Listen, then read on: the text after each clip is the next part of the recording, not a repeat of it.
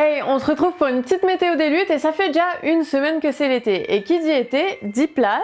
Qui dit plage, dit sable. Et est-ce que vous connaissez le rapport entre le sable et Joule? Ouais, l'argent quoi, et de l'argent très très sale. Bah ouais, le sable c'est une marchandise ultra convoitée.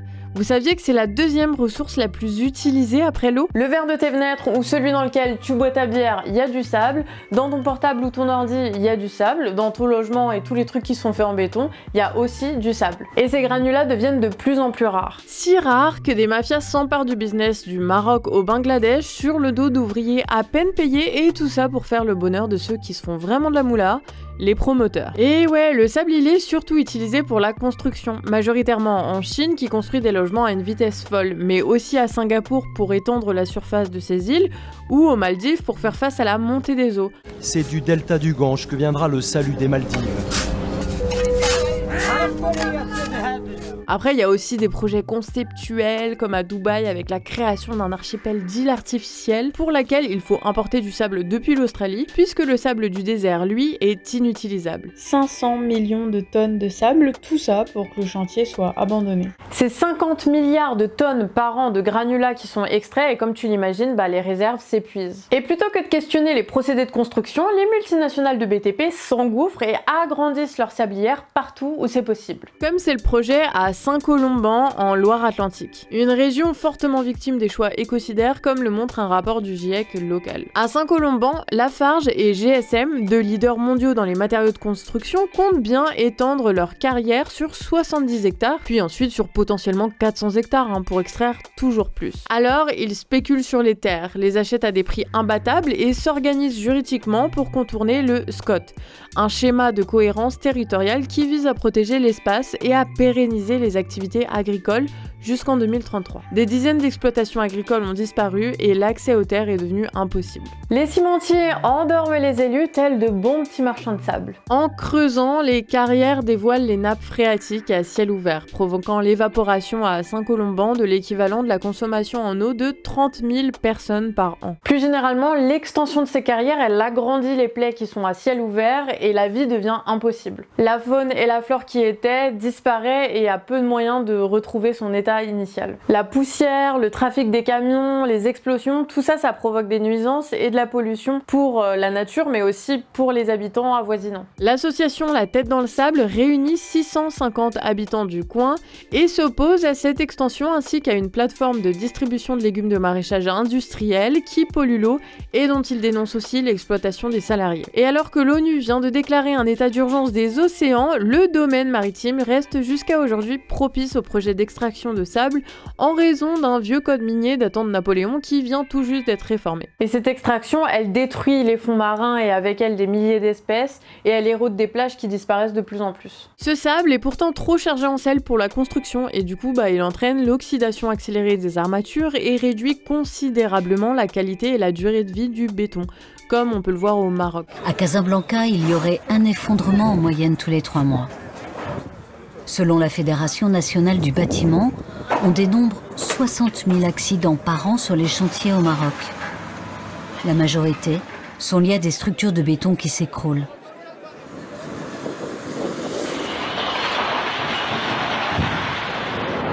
Alors ce sable, il est utilisé pour créer, pour élever des îles, mais en France, il est utilisé par exemple pour fertiliser des terres qui sont acides. Comme dans le projet d'extraction de sable marin dans la baie de Lannion en Bretagne, autorisé en 2015 par le ministre de l'économie de l'époque, Emmanuel Macron. Le collectif citoyen Le Peuple des Dunes en Trégor, mais aussi celui de Blaze, se sont alors emparés du sujet pour alerter des risques pour l'environnement, pour les activités de pêche et aussi pour le tourisme. Et la mobilisation de milliers de personnes, elle a fonctionné. Après 8 ans d'un combat déterminé, ils ont réussi à obtenir l'abandon du projet. Mais des projets d'extension de carrière en cours, il y en a plein en France. Alors si ça vous intéresse, je vous mets des articles en description. Et si vous êtes dans le coin, je vous invite à rejoindre la journée de mobilisation à Saint-Colomban qui a lieu ce dimanche 3 juillet. Toutes les infos par là. Et vous vous rappelez, je vous avais parlé des projets de bassines en Loire-Atlantique il y a quelques semaines. Et figurez-vous, c'est pas le seul endroit où l'eau se fait accaparer. Le week-end dernier, dans les Alpes à Clusaz, il y a eu une mobilisation de plus de 500 personnes contre un projet de bassine. Alors qu'un bassin de rétention d'eau existe déjà, et malgré l'avis défavorable de 78% des gens interrogés par une enquête publique, le chantier a commencé afin de l'étendre et pour créer de nouvelles retenues. Et cette fois-ci, c'est pas pour arroser des pauvres grains de maïs, mais pour créer de la neige artificielle. Non mais c'est quand même pas aux promoteurs de payer les conséquences du changement climatique et qu'en plus ils voient leur rentrée d'argent baisser. Par contre, le niveau de l'eau, lui, qui baisse, c'est pas très grave. Hein. Tant pis si ça défonce la faune, la flore, que ça privatise l'eau, enfin... Tant que les bourgeois peuvent skier... Ce projet fait partie d'un plan Avenir Montagne, lancé par Vauquier, qui est le président du conseil régional d'Auvergne-Rhône-Alpes. Son objectif, que ces montagnes deviennent les plus compétitives et attractives en développant le tourisme. Oui, mais les stations de ski seront zéro émission. Tout va bien. Mon objectif, c'est vraiment d'avoir une montagne qu'on puisse faire vivre au maximum sur la plus grande partie de l'année. Vous savez, j'ai toujours dit que je défendrais la montagne. Et qui était là en force pour défendre les intérêts économiques de ce projet? La police évidemment, qui a procédé à un maximum de fouilles. Mais pour mieux comprendre les enjeux qui ont poussé cette mobilisation dans les Alpes et pour voir de très belles images, je vous conseille la vidéo de Partager, c'est sympa. Enfin, restez là pour l'instant, hein, ok? Sinon, est-ce que vous connaissez le rapport entre Joule et la zone à patates? Marseille. Bon, j'abuse un peu. En vrai, la zone à patates, elle est à Pertuis, à 1 heure en voiture de la cité phocéenne. Mais justement, si les gens se mobilisent depuis l'automne dernier, c'est qu'un projet d'étalement urbain sur 86 hectares de terre fertile est imposé par la métropole Aix-Marseille-Provence, la préfecture du Vaucluse et aussi la municipalité de Pertuis. Et dans cette zone d'activité économique à 15 millions d'euros est prévu un programme de fusion et l'installation de tout un tas d'entreprises. Et devinez qui possède des actions dans 2 de ces entreprises? C'est ma bite? Mais non! Le maire de Pertuis.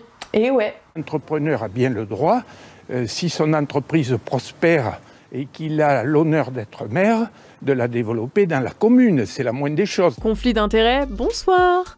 Et en plus, ce projet va à l'encontre de la loi climat et résilience qui promet un objectif zéro artificialisation, du schéma d'aménagement territorial ou encore des engagements pour une souveraineté alimentaire qu'expriment la métropole et le département dans de beaux discours. On y retrouve toute l'absurdité des grands projets inutiles. À base de conflits d'intérêts, de clientélisme, d'artificialisation et donc d'imperméabilisation des terres, risquant de provoquer des inondations, mais aussi des destructions de l'environnement, des expropriations des familles, des paysans, et la non-considération des avis des riverains et des riveraines. Et l'assaut Terre Vive Pertuis, monté en réaction au projet, a bataillé au niveau juridique mais rien n'y a fait. Alors la résistance, elle a pris une autre forme, celle de la réappropriation des terres et de l'occupation des habitats qui devaient être détruits. La zone à protéger et à défendre, elle est devenue en bientôt 1 an un lieu de vie, un lieu d'expérimentation et de partage de connaissances qui a réuni plein de gens d'horizons différents. Des paysans, des paysannes, des habitants de Pertuis, de ses alentours, mais aussi des gilets jaunes, des zadistes ou des jeunes du milieu squat.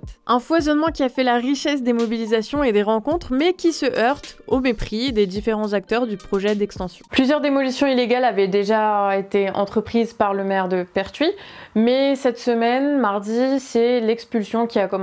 Les bulldozers ont détruit les cabanes, les maisons occupées ont été murées et les habitants et les habitantes sont allés faucher le blé sous le gaz lacrymo avant que les terres ne soient saccagées. Pour suivre les avancées et savoir comment vous rendre sur place pour les aider, je vous invite à suivre la page de la ZAP Pertuis sur Facebook. Ils ont besoin de soutien, alors même si comme nous vous êtes un peu loin, vous pouvez toujours partager l'info au maximum. Et vous pouvez aussi retrouver l'article que je vous ai résumé en description et je vous invite à aller suivre sur YouTube et sur Instagram son autrice Victoria Bernier du média Au Pays des Alternatives qui réalise d'excellents reportages. Bon, on peut pas parler de Marseille sans parler de Paris, et ouais, il est là le clivage. Ce mardi, dans la capitale, les salariés de France TV, de Radio France, de l'INA, d'Arte et de France Média ont fait grève et ont manifesté contre la suppression de la redevance publique prévue par Macron et en fait déjà actée. Mais c'est quoi cette redevance? C'est un impôt de 138 € que tu payes si tu déclares avoir la télé chez toi. Ça fait l'équivalent de 38 centimes par jour en gros. Sur cette somme, qui représente au total un peu moins de 4 milliards, 2 tiers revient à toutes les antennes de France Télé, qu'elles soient nationales ou régionales, 1/4 revient à Radio France et le reste file aux autres médias publics, c'est-à-dire Arte, l'INA, TV5 Monde, France 24 et RFI. Et c'est à peu près tout ce que les chaînes reçoivent comme financement. Bon, il y a les pubs, mais en fait, comme elles ont la redevance, elles nous foutent moins de pubs, par exemple le soir, il y en a pas, ou alors sur les programmes d'enfants, il y en a pas non plus. Donc bon, sans redevance, pas de financement. La bande à Macron annonce que cette mesure est faite pour protéger notre pouvoir d'achat. Mais bon, ce qui nous rentre dans une poche, il va le reprendre dans l'autre, puisqu'il assure qu'en contrepartie, un budget décidé chaque année sera alloué à l'audiovisuel. Donc en fait, ça va pas changer grand-chose, ça va pas améliorer notre pouvoir d'achat, parce que ce qui fait passer pour une grande mesure sociale, c'est juste une histoire de compta en fait. Mais j'ai faim. Mais revenons à nos moutons. Cette suppression, c'est juste la continuité d'une volonté du gouvernement de contrôler l'information. Sans cette taxe, les médias publics devront dépendre de la volonté du gouvernement à leur allouer un budget qui dépendra donc de la volonté politique du moment. Et des propositions ont déjà été faites par des sénateurs macronistes pour fusionner les médias de l'audiovisuel public. Donc bon, coupe les budgets, coupe les postes et donc coupe les chaînes de télé et de radio. Et donc peut-être que pour pallier au manque, ces médias succomberont aux annonceurs pour se financer. Des publicitaires qui auront leur mot à dire dans la ligne éditoriale. Donc bon, bye bye les investigations à la Élise Lucet, les podcasts et les jeux télévisés qui sauvent encore ta mamie de CNews. En fait, c'est la démocratie qui est... Pourquoi tu me regardes comme ça? Non mais attends, on va juste remettre les choses au clair rapidement. Les journalistes, ils se mettent en grève juste quand ça les concerne en fait, hein, parce que quand c'est les autres là dans l'industrie qui se prennent des plans de licenciement de masse, eux ils arrivent quand même à la télé pour nous faire croire que c'est des plans sociaux. Non mais rappelle-toi ces gens, comment est-ce qu'ils ont analysé le mouvement des gilets jaunes, le mouvement contre la retraite ou le mouvement des cheminots. Ils ne sont là que pour répéter la novlangue et défendre ce système-là qu'ils nourrit. Donc putain, qu'ils fassent grève, on s'en fout quoi. En vrai, ils s'en battent les couilles de désinformer tous les jours de l'année comme des bons chiens de garde. Je te rappelle que France Culture, un grand média de gauche, ils ont invité Hillary Clinton récemment avec nos putains d'impôts. Et toi, tu les soutiens?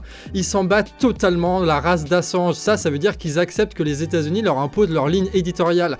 Tu vas pas me faire croire que c'est Demorand et Salamé la démocratie aujourd'hui en France. Hein. Moi, je préfère le bordel politique de TPMP que les vieux bourges vicieux de France Télé. Donc voilà, que le service public crève, moi j'en ai rien à foutre. Comme ça, au moins, tout sera clair. Les journalistes, ils sont soit bourgeois libéral insupportables, soit bourgeois, libéral, insupportable et raciste. Voilà, c'est le spectre qu'il y a à la télévision. Maintenant, c'est clair. Le journalisme en France n'a pas entendu la fin de la redevance pour crever.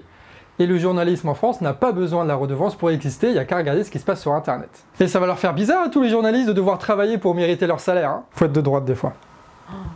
Ah oui, et petit détail, si la Macronie a enlevé la redevance télé, c'est juste pour la mettre dans l'impôt parce que tu avais certaines personnes qui ne déclaraient pas avoir de télé pour éviter de payer ces 138 balles. Du coup, c'est juste un moyen de faire raqueter encore plus les pauvres pour financer des baisses d'impôts pour les grandes entreprises. Du coup, nique ta mère Macron. Ouais, donc ce débat, en fait, c'est l'occasion de repenser nos médias bien plus radicalement que ce que fait Macron. Bon, Yoann, il est un peu vénère, mais avec Émeric d'État Cryptique, ils avaient fait une super vidéo à ce sujet qui montrait comment on pouvait construire un système médiatique pluraliste et indépendant de l'État et du pouvoir financier. Et tout ça à partir d'un article du Monde Diplo. En vrai, on la soutient cette mobilisation, rien que pour le fait que ça va mettre un tas de gens sur le carreau, mais en vérité, le combat sur l'indépendance et le pluralisme des médias audiovisuels publics, il reste à conquérir. Alors on vous conseille aussi de soutenir vos médias indépendants. Au Canard, on utilise par exemple beaucoup le portail des indés de chez Basta qui recense tous les articles des médias indépendants. Et pour assurer une indépendance des médias, la gestion par les travailleurs et le financement par les lecteurs, les auditeurs, les spectateurs, à nous, elle nous paraît essentielle. Sans vous, au Canard, on n'aurait pas de salaire, on n'aurait pas de matos et donc pas de vidéos. Et grâce aux dons et à la cagnotte participative qui est en cours, on pourra repartir pour une année en étant complètement indépendant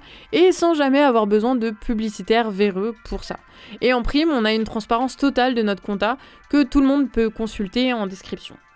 Et ce qui nous finance, nous, c'est vous tous. Alors merci à tous ceux qui continuent de donner, et pour les autres, je vous mets le lien de notre financement, il est encore temps de nous soutenir en donnant ou en partageant. Et sinon, pour finir cette météo des luttes, par chez nous, aujourd'hui, il y a une mobilisation à Guingamp contre la fermeture de l'hôpital, et donc de la maternité et des urgences. Yoann y sera, donc si on se revoit pas dans la rue, on se voit dans la prochaine vidéo. Salut!